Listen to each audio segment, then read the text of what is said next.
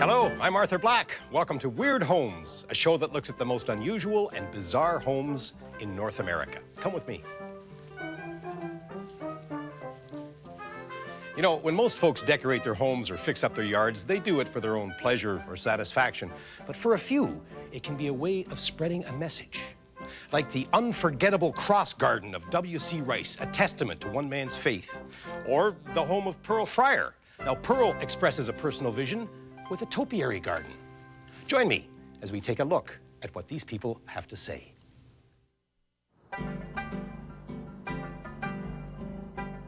Most folks with a message pick up a pen or a microphone or a video camera. Some people take a more bizarre approach.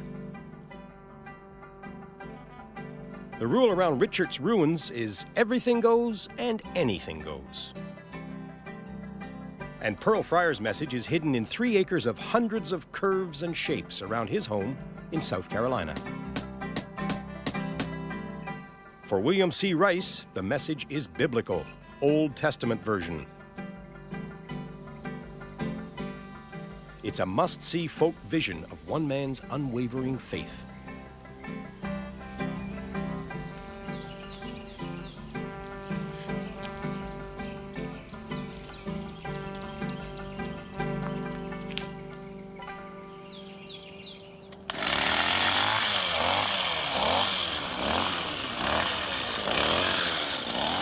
Most nights, Pearl Fryar is doing something he didn't even know had a name. His obsession started in 1985. Not until years later did he find out that his artful pruning was known as topiary. All day he works as a lineman, then back home he rigs up his special lights and works until the wee hours, sculpting his message to the world. This is what I consider my flower yard with a message. And in this message, every year is created love, peace, and goodwill. It all began when he entered the town's Yard of the Month contest. He won, and has since surrounded his home with a magical forest of pruned shrubs. His way of saying what he has to say. This is really part of me, really. L-O-V-E, love. I'm part of the Woodstock generation.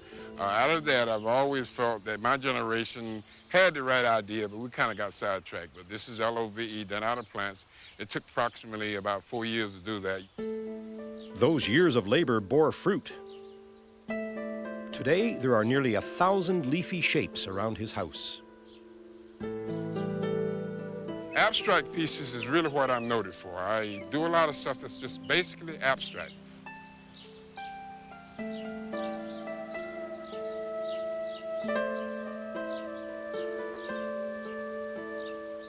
This is one of my most prized pieces.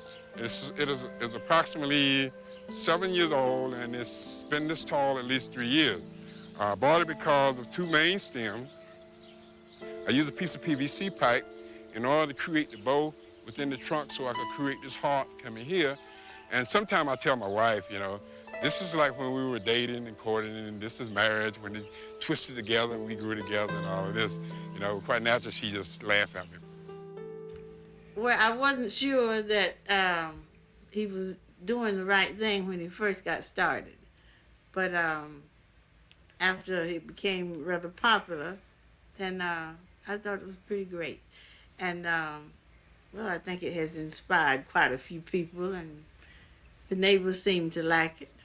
You really know the place as well as Fryar's neighbors frequently drop in, if only to find out what he's up to next. But this is really just kind of coming into his own now. But Pearl's topiary isn't just a neighborhood attraction. One of his sculptures earned a place at the State Museum in Columbia, South Carolina. A heart within a heart, once again reflecting Pearl's message of love, peace, and goodwill.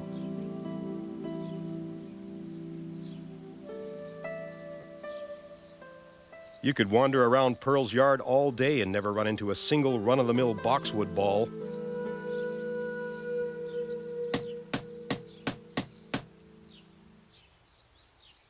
Pearl's wife, Metra, shares her husband's enthusiasm to the point of sacrificing her pantyhose for plant ties. And that's not all. and my silverware in the kitchen.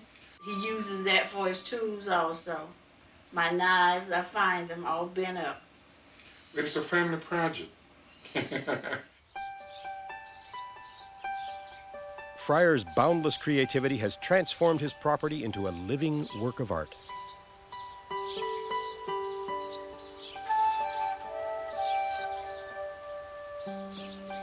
Under this tree here, what I'm trying to create is a couple of seats. This is like for me and my wife when we retire. We can sit down and swing on the limb, you know?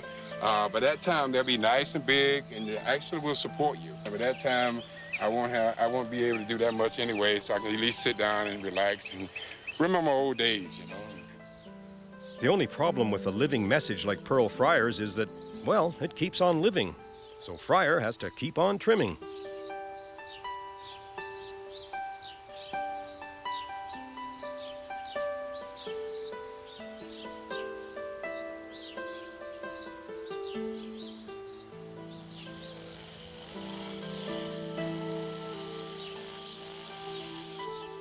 His garden is not just a private obsession, it's a living illustration of his philosophy.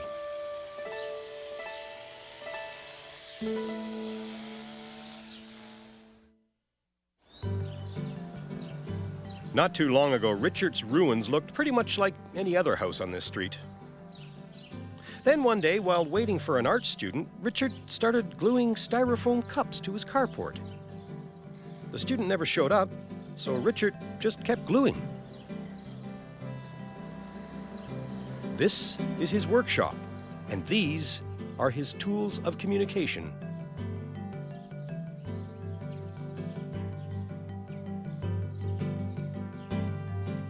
You do have to look at, it's not just looking at others and from them, but look at yourself and the things that you've discarded, the things that you're through with, the things you were going to sweep up and throw in the trash. Look at them the second time, and maybe they're just what you need to make something very special because you don't have anything invested in it. I found that to be a very good equation. If you don't have any money invested in something, you will almost do anything to it. But I'm telling you, you're better off, you want to be creative, find your materials for free. Or if they're not for free, go in and ask people, how much of that will you sell me for $5? You'd be surprised how much you get. They'll unload on you. What you and I see as junk is pure gold for Richart. And he can work with just about anything he finds lying around.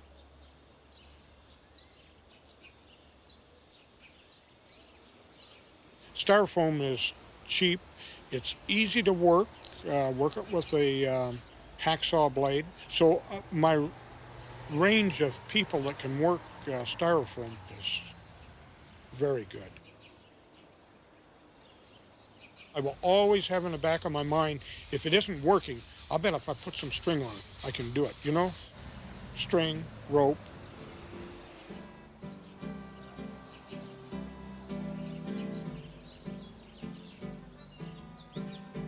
His house is totally surrounded by his art, most of it white, for practical reasons.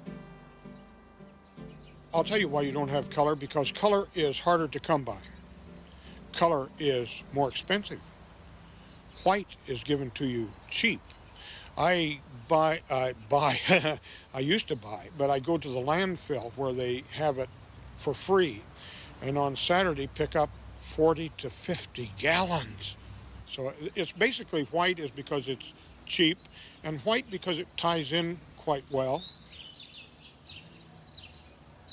Richart doesn't make a living from his art, but he does live for his art, and he welcomes visitors. Students pay to learn Richart's secrets. Well, sort of pay. The students are people that have had a look probably at the property. They've put their $5 in an envelope, which is a lot of faith, not just words, and they're on. Even the tuition fees get recycled. Workshops are only opened with the $5 bill. You get your money back when you do the workshop. And it's just a little mind game, but I'll tell you it works. I want everybody included. Big, little, So the little 5-year-old is in there just fit to be tied. But he's making it. And I'm amazed. I'm amazed.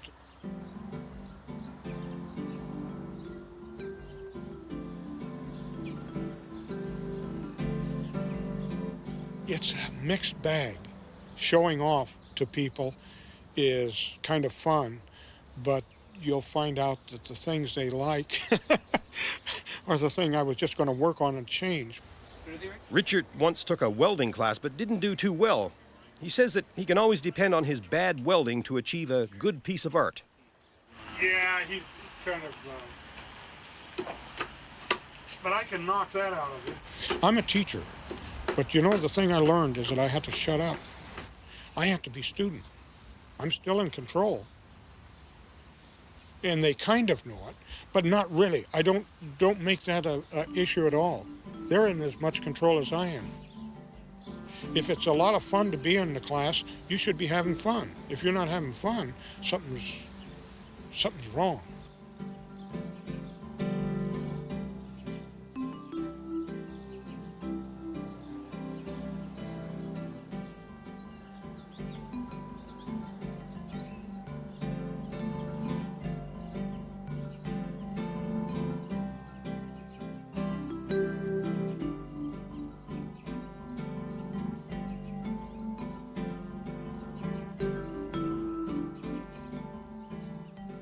My thoughts are that I'm a national treasure. That's what I think of myself. And I don't care. Nobody's gave me a title. Nobody's told me I'm a national treasure. Nobody's treated me like a national treasure. But that's what I feel like.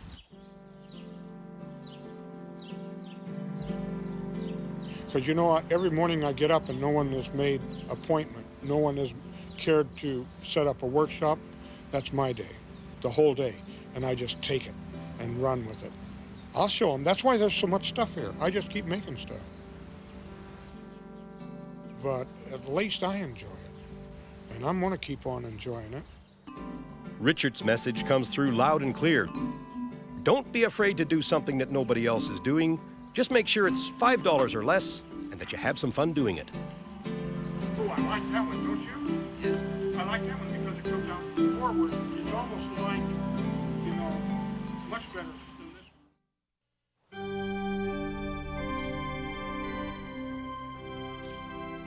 This stretch of road near Prattville, Alabama must be one of the most bizarre in the country. Hundreds of doom-laden signs and stark crosses. This is the home of W.C. Rice, a place he calls the Miracle Cross Garden. Rice began building his unusual garden in 1976. It started out as a shrine to his dead parents. It's probably the biggest warning label outside the gates of hell. It looks like folk art, a spiritual vision of an untrained country artist. But Rice insists he's not an artist. He's a preacher. But I have got a real good setup here. God has, Jesus has, lifted him up, lifting up Jesus. That is one of the greatest messages.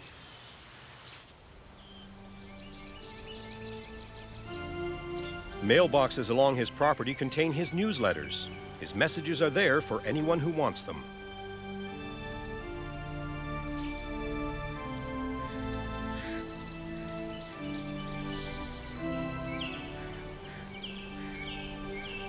It's an eerie landscape filled with thoughts of sin, retribution, and salvation. Crosses that are a source of terror for some, bewilderment for others, but certainly always awe-inspiring. It's scary. It's like real scary. It's like...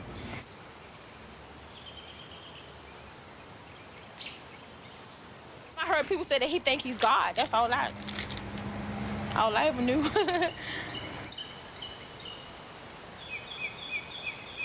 He's just a real good man at heart. But as far as it, I don't have a problem with being here in the area. I think it's neat.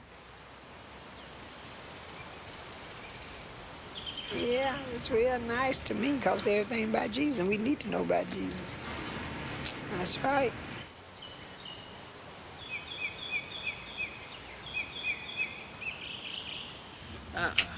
Spooky, crazy, weird, strange.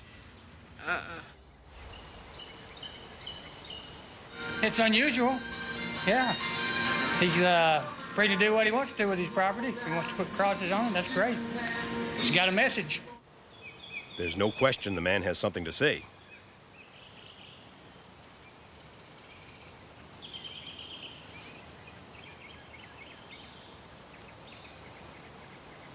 Rice is not sure how many crosses he's built, but he's had help from his 4 kids and 7 grandchildren.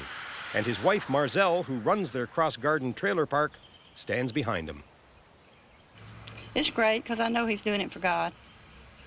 And that's the main reason and the main purpose is to lift him up. You know, to start with, it was a little hard because I knew we were going to be persecuted and talked about. And the Bible tells you if you lift Jesus up, if you do for him, you're going to be persecuted. Some people will listen to you talk about Jesus and some people won't. Rumors of his work bring all sorts of curiosity seekers to his cross garden.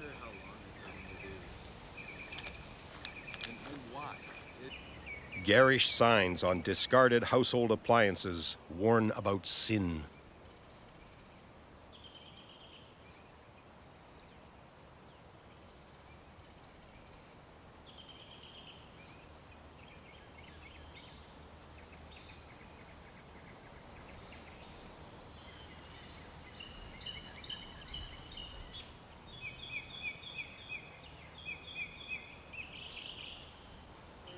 No, we're thinking about maybe going up there and asking him his story, you know?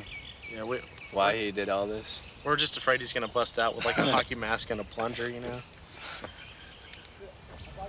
A bit afraid, but intrigued enough to find out more.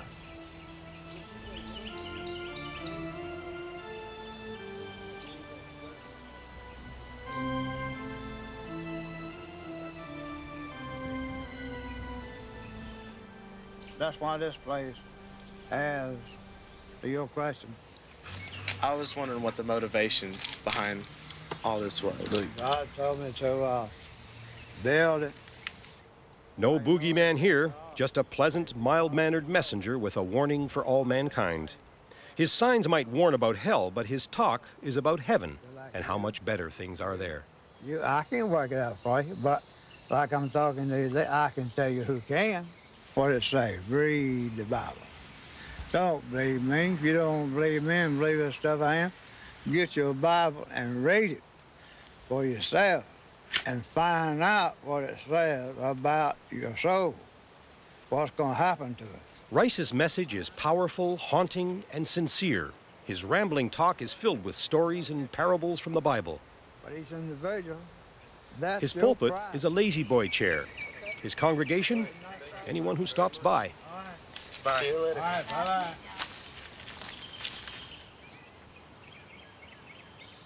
All these crosses you see represents Jesus' love. You can't hardly come outside without you see somebody passing or people waving at you, or they'll come up here, you know, and some of them come talk to us, some of them won't, you know. Just like the Bible, some of them's going to take the Bible and read it and take it for what it's for.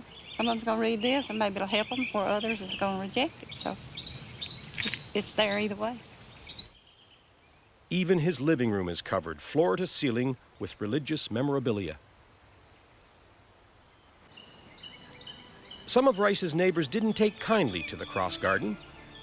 One even sued. That neighbor lost, and the crosses stayed.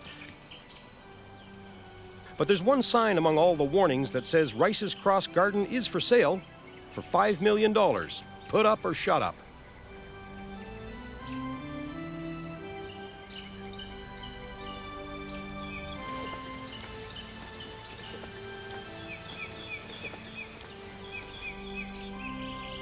I just understand more about it now. That's the whole question. Basically, yeah. That's why I went up there, to see what all of it was about. All my questions were answered. It's like his way of expressing himself, so that's cool. It doesn't really bother me. It did when I first saw it, though. I was really scared. Rice has something to say to everyone who asks, and he continues to spread the word in his own undeniably unique way. Rice says his job is simple. He serves the Lord by opening his homemade chapel 7 days and 7 nights a week for people to come by and talk or just look around. His chapel is a dilapidated shack covered with biblical graffiti, and his cross garden has become a tourist attraction. Postcards have been made of the site, and Mr. Rice has a visitor's book signed by people from nearby Montgomery and as far away as Germany. His home may have an end-of-the-world quality to it, but his message of faith and longing is timeless.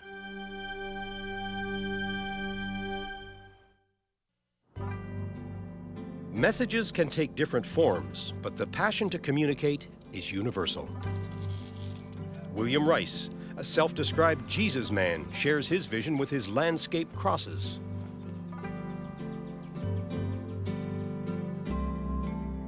Richart uses his art to draw attention to what he has to say.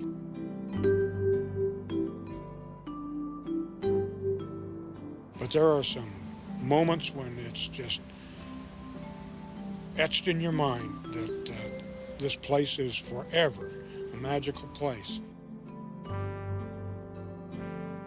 Pearl's magic is all around his home as he redefines topiary with sheer inspiration, giving a different dimension to the idea of spreading a message.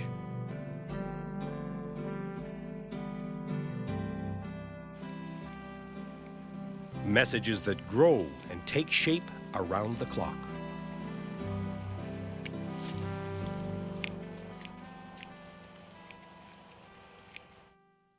The bizarre, the unusual, and always fascinating. That's Weird Homes.